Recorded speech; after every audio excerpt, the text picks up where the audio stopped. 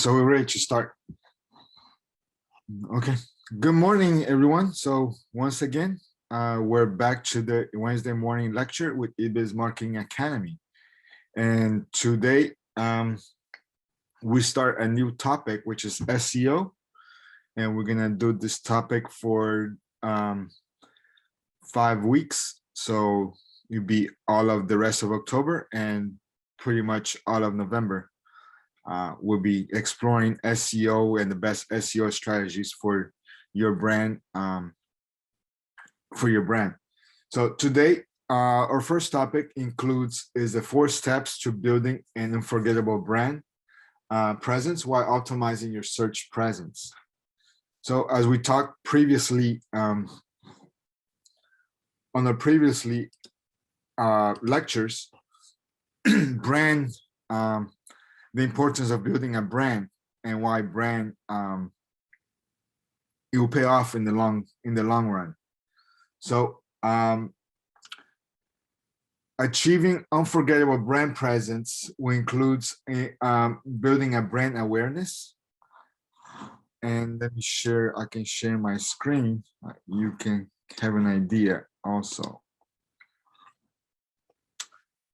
So this is a little graphic I grabbed from Just Creative. It's another agency, but they have a great simple graphic that's easy to explain, and I thought I would share this with our audience. So branding benefits, some of the benefits, of course, is customer recognition. You gain loyalty, you gain credibility, you give confidence to your audience, you're showing your consistency, you're building that brand equity, and also you're gonna attract talent. So people wanna work for you because they trust your brand, and you are allowed to share your values. So brand awareness is the extent to which a brand is recognized by potential customers and correctly associated with its particular products or services. So in the case of a small business, a level of brand awareness may not reach the eponym status, like when you ask for a Kleenex instead of a tissue, but you definitely want your target audience to start getting familiar with your brand. So this can mean consumers having knowledge of what your business is known for, a social media user knowing your ad is going to be funny when they come across on their feed, customer choosing your brand specifically over others, even if there's other cheaper options, they still choose you. Search engines, users typing your business name or other branded terms into the search. That is what you want to achieve. So when your consumers have brand awareness, they often learn more about your business because they know it exists and are actively seeking out information on it rather than discovering it on a Google search. Branding is not something that happens overnight, but with careful planning and patience, it will pay off in the long run. Don't just focus all the time on your keywords, but also want to focus on your brand, on your branded keywords, because as you all are aware of, Google, I'm only going to talk about Google as that's the main search engine, but there's a few other smaller ones. But Google changes their algorithm all the time. And there's really pretty hard for you to keep track of it all the time. There's a few techniques we can use, and we're going to explore it in other lectures. But if people already know your brand, it doesn't really matter if Google changes 1,000 times or 1,000,000 times their algorithm. Like think about Nike or any other successful brand, but I use Nike as an example. It doesn't matter how many times Google changes their algorithm. People will know Nike and they're searching for Nike shoes, the Nike website will show up. So that's why a power of having brand recognition and brand awareness.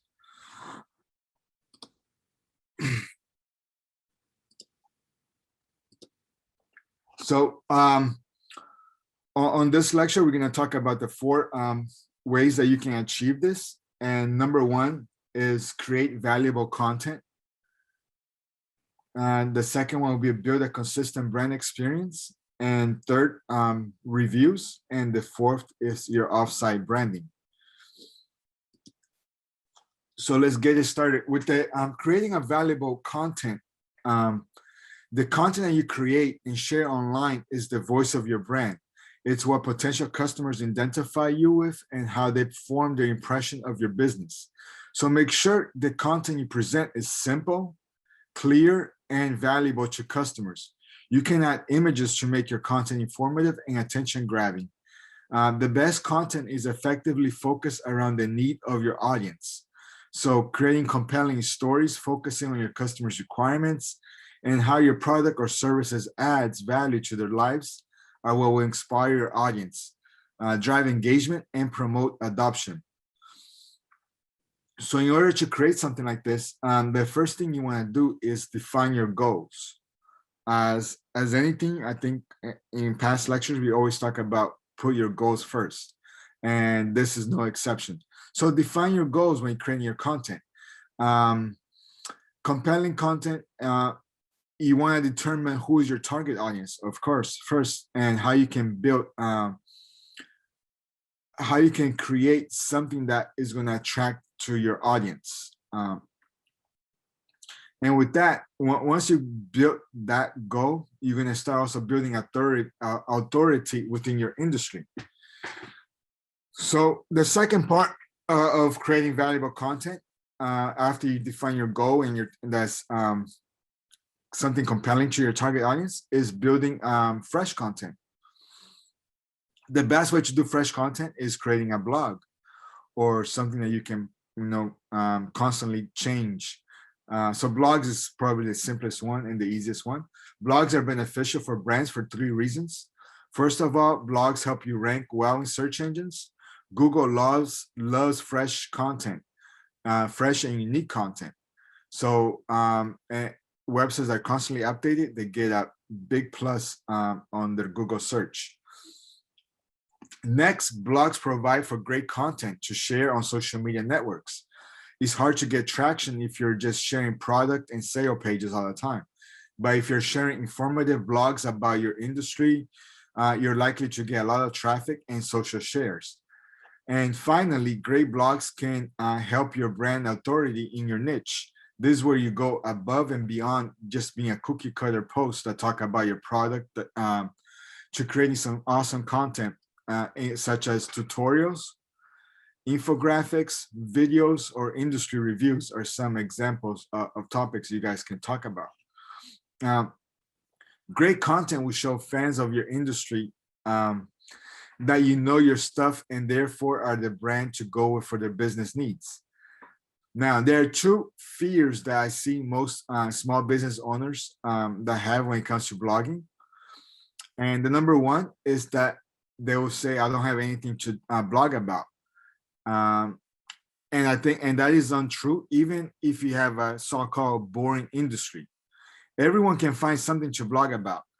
You just have to look a little bit deeper in your brand persona that you built. Imagine, let's put an example like if you had a bait shop. Okay, pretty boring industry if you think about it. I mean, you're just selling fish tacos and bait. So if you want to talk just about that, you probably will not get much to talk about if you're going to talk about worms and crickets all the time. But you would think about broader topics that will interest your target audience. So you can blog about maybe the deadliest catch or river monsters to grab, fans of those programs. Or you can blog about environmental issues to grab environmentalists. Just think what else interests your audience besides besides going fishing. That can be related to your brand. So you really look deep in your brand persona, see what interests them, make sure they understand that you understand their lifestyle. They're not just fishing. They watch other shows. They do other stuff that can be related to your industry and can be something exciting to talk about at the same time. Now, the other fear I get from a small business is that they're giving away their trade secrets and they lose their business. This is especially common with industries such as myself, with marketing or SEO, where a brand might feel like they're giving out 10 steps to link building will give their customers the info they need to just do it themselves. But this just is not truth. I have found that with a lot of webinars I have done. Most of the time, if you give a complex, in-depth tutorial, a potential customer will see that your brand has the knowledge to do the service, but they won't have the time or resources to do it themselves. So with that, they will feel confident that your brand has the expertise demonstrated in the content provided to the blog. So most likely they'll contact you and hire you to do the work. The key with your brand's blog is to make sure that it's apparent who is behind the content. So whether you have your blog on your own domain, such as yourbrand.com/blog, or are using a subdomain like blog.yourbrand.com, or a separate site such as yourbrandblog.com. Be sure that it's matched to your brand by having the same look and feel. So the other part is make sure it's consistent look. Now the last part I want to talk about, creating valuable content, is also you want to look beyond your website, beyond your brand. Be a guest in blog for others, or post for others like Reddit, Quora, some good options as well. When it comes to blogging, you don't want to keep all the good stuff to yourself. Guest blogging is a great way to build your online brand presence and authority. The basic goal is to find a blog whose audience will be interested in your brand and create a great piece of content for that blog. And notice that I said a great piece of content. I'll go as far as to say that your content you create for another site's blog should be even better than the content you create for your own site. You want the content you create for another blog to be the best it can possibly be. You want that content to generate additional social shares, comments, and traffic for that blog owner. So as you create guest posts for others, be sure to save the links to those guest posts for future reference. As you approach new blogs that you would like to be a guest post upon, you want to include those links as examples for your successful guest posts elsewhere. So if you can convince the blog owner that your post would be a perfect fit for their audience, that will drive significant traffic and response that the blog owner will have a hard time resisting. So the main tips of finding I guess an external blog to post on is, when it comes to blogs you want to guest post, your goal is to find those audiences that are interested in your brand. So create a list of blogs that you can possibly be a guest blogger at. And then number two, find the blog guest blogging policy.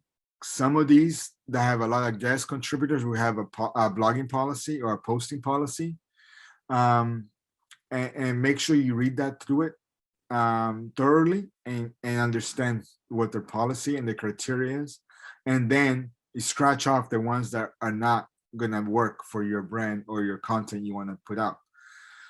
Then the third part is you want to start building a relationship with the blog owner first. So now that you have found the blog you want to pitch the idea, don't just jump in and pitch them yet. You start by getting to know the blog owner first by following them on their Twitter, Facebook page, and if they have an Instagram account as well. Comment on some of their latest posts. Make those comments valuable to enhance discussion and demonstrate your writing skills and expertise in the industry.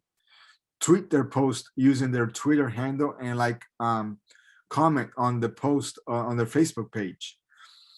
Do this for at least a week or two before even pitching the content for them. And then number four, you want to research and pitch great topic ideas. So don't create a content first and then try to find it at home. Once you found the right blogs and start engaging with the blogs themselves, you get a feel for the type of content they publish. And now you can craft a personalized email or or direct message or inbox message, whatever, platform you want to contact them, to pitch your idea. Make sure you do not use something generic like blog owner or webmaster. Try to just get their name or something more personalized, so they kind of know that you understand them and you know who they are. And then you're going to add the 3 to 4 great blog ideas that you believe will fit their audience to choose from. And if you have done guest posts elsewhere, make sure you include those links. And if not, include some great links from your own brand's blog. And more than likely, if it's a well-known blog, they will accept you, and they will, and then you can start being a guest post for that place. Now with Quora or Reddit, you don't have to go through that process, but make sure you understand, and you don't have to actually contact the owner. You can just create an account and start posting. But make sure you do some the step before you start building a relationship with other people in that industry, the same industry as you, that post regularly, so they kind of know you and they already know that you're kind of a leader in that industry before you start. So number 2 topic is building a consistent brand experience. You want to create a multi-channel visibility online. Potential customers are everywhere. So I know most customers consider your brand website to be the most important factor of deciding whether to make a purchase. But many customers also want you to be available on their favorite social media platform. And others expect personalized emails from your business as well. So multi-channel visibility for your business can help you cater to different customers, segments, and keep everyone engaged at the same time. Focus on building active brand presence across different online platforms. You can start with the most important ones, such as your website, of course, your email, Google My Business, and popular social media channels, such as Facebook, Instagram, LinkedIn, Twitter, and YouTube. And then you can expand to others, such as Google surveys, SMS messaging, and a few other items. Create multi-channel visibility online makes it easier for customers to discover your business and your unique brand, to interact with you, developing lasting relationships. Now, with that said, once you build all these multi-channels, make sure you want to keep a consistent brand experience. It is very important, and this is one of the most important things in developing your branding, in your brand awareness. Provide a consistent brand experience in terms of visual and verbal elements across your website, email, social media, and other online and offline marketing channels is what's going to differentiate your business from your competitors and make customers remember you. You want to choose the right colors, the fonts, and other visual components that reflect your brand's personality when you publish any content. Also pay careful attention to visual impacts when designing your brand logo. Your logo is going to be printed everywhere, so make sure it's distinct and functional. Functional, I mean by most important is that it's legible at small sizes. As a lot of small businesses I see that come with the logo, with social media, and with the small profile images. When you put the logo, it's not legible at all, and you don't know what the industry is. So make sure your logo functions small, large, black and white, and anywhere else. So it needs to be simple and distinct. Very important. And also you want to add relevant and high quality images to support your content wherever needed. You can use both free and paid stock photography. For your brand voice, create a particular writing style that conveys the heart of your business. Focus on creating consistent tone and mood across all of your messaging. You can develop a style guide that can help you achieve this while giving your teams a clear direction. Especially very important to always have a style guide. I think even if you're by yourself, if you're the only one in your business, You want to keep yourself in check, make sure you're being consistent all the time. But if you have a team of people working for you, that's even more important because everybody's thinking differently. Nobody thinks just like you. So make sure they have that style guide and they're clear on the tone, the mood, the messaging, your colors, your fonts. Be as detailed as possible so you can be as consistent as possible. And so creating a consistent brand image for each profile. Have you, and examples like, have you ever visited a company's social profile and you are not sure that you belong to a company? So one of the most important parts of branding is keeping a consistent image across all of your online properties, so that no matter what path a person takes from one property to the next, they will always know it's your brand. For example, someone might find your fan page through a friend's activity stream, then follow it to your blog, then your website.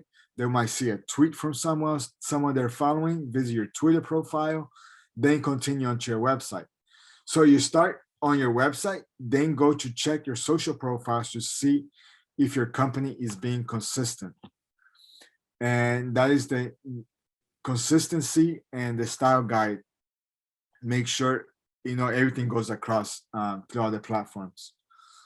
And that's gonna, in the long run, you're gonna build a trust factor from your customers and a brand awareness and recognition. So they can see like the color or a tiny part of your logo and they already recognize automatically this is coming from your brand.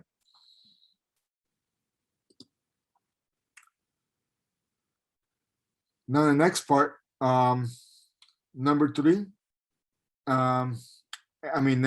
4 of the unforgettable ways to make your brand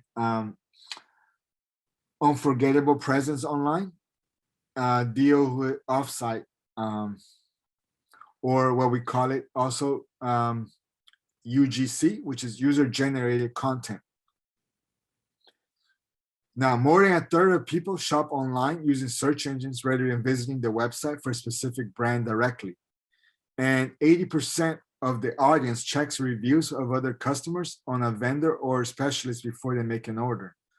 So due to the algorithm within Google search engines, give preference to fresh and relevant content. Therefore, the site will have a good chance of increasing its ranking through regular user-generated content publications. So according to a survey I saw this morning, 85% of users consider using user-generated content to be more influential than content that's created by your brand.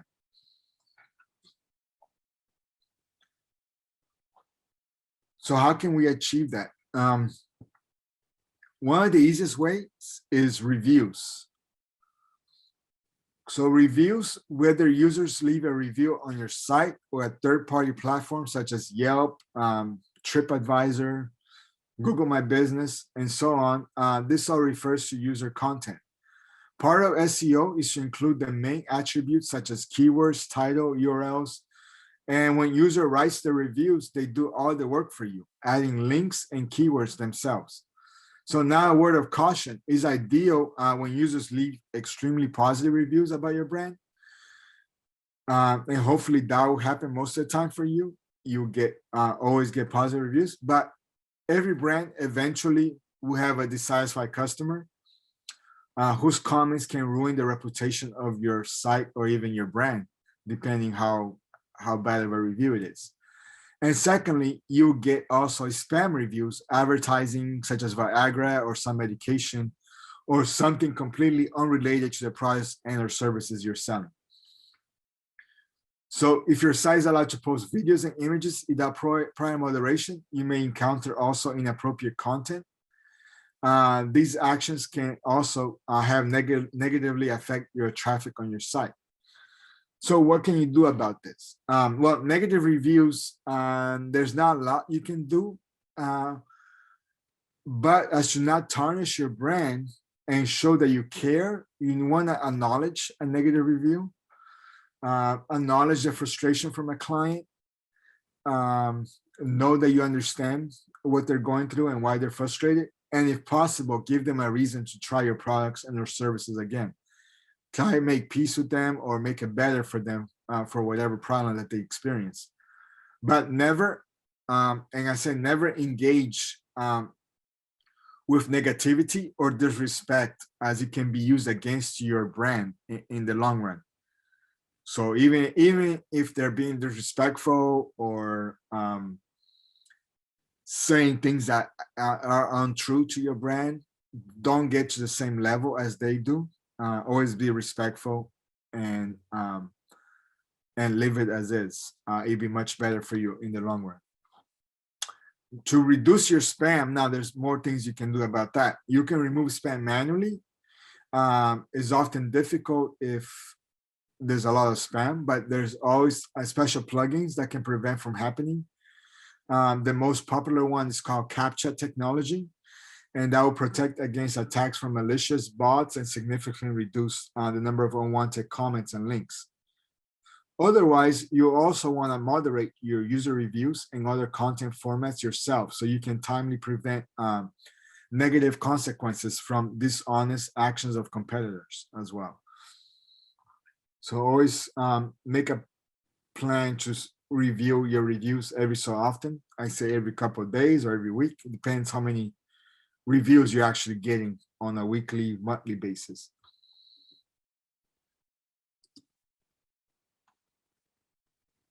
And then the other ones, the offsite. Maybe I can share this. This would be a good thing to share with you guys.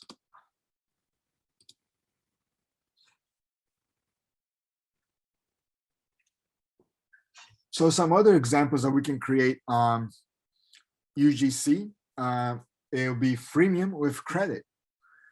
Many online products allow users to choose from a free version, which includes a watermark or a credit line, or the option to upgrade to the paid version, which allows users to remove the mark or replace it with their own logo.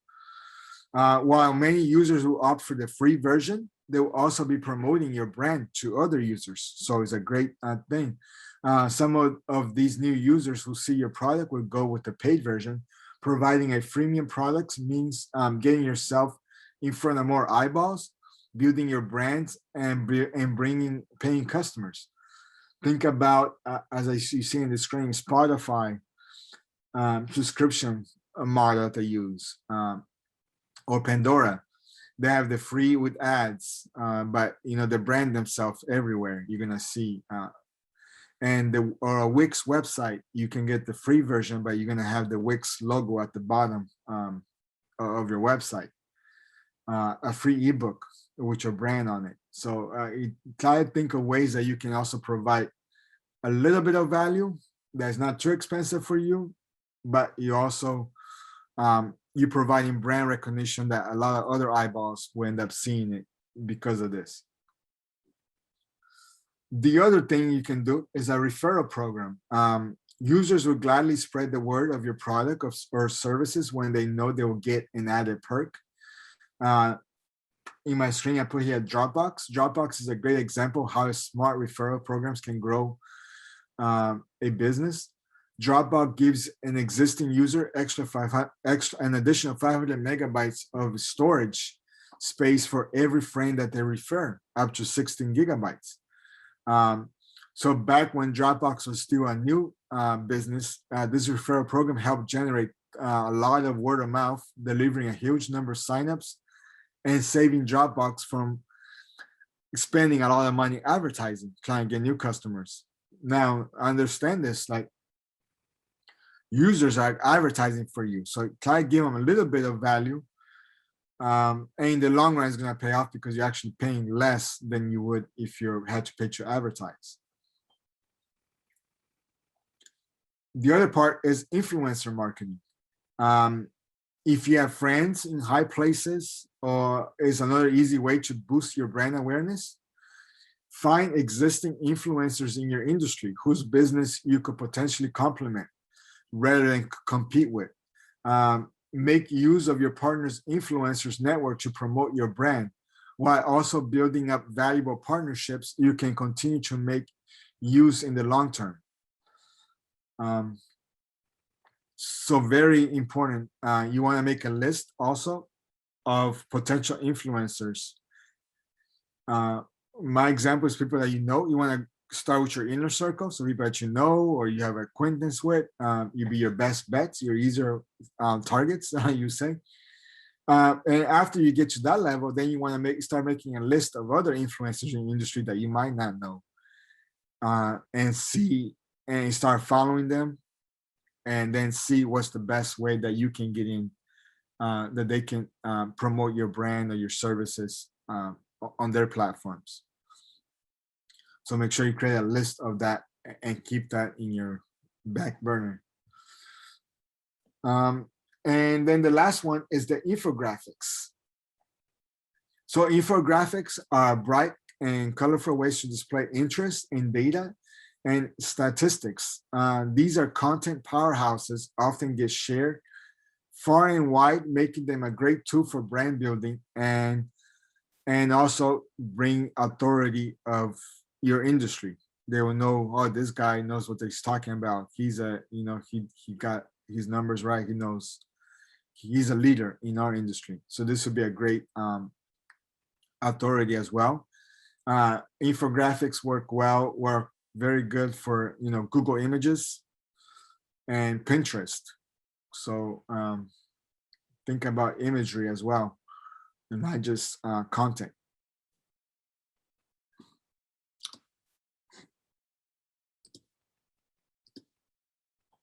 So with that, we end our lecture of this morning.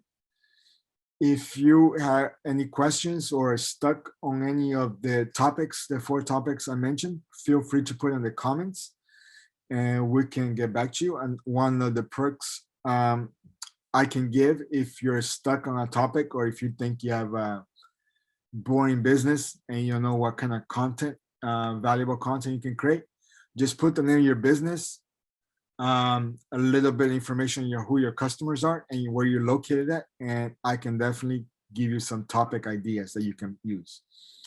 So my name is Ernesto Comodo. I'm with eBiz Marketing Academy. Please make sure you become a member. We're giving free memberships, members.ebizmarketingacademy.com, and you're gonna find a lot more interesting topics on marketing for small businesses,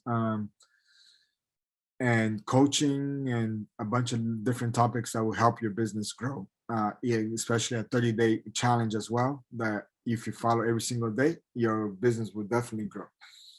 So with that, please come back next week as we will continue exploring SEO, and hope everyone is having a great day and great rest of the week. And thank you.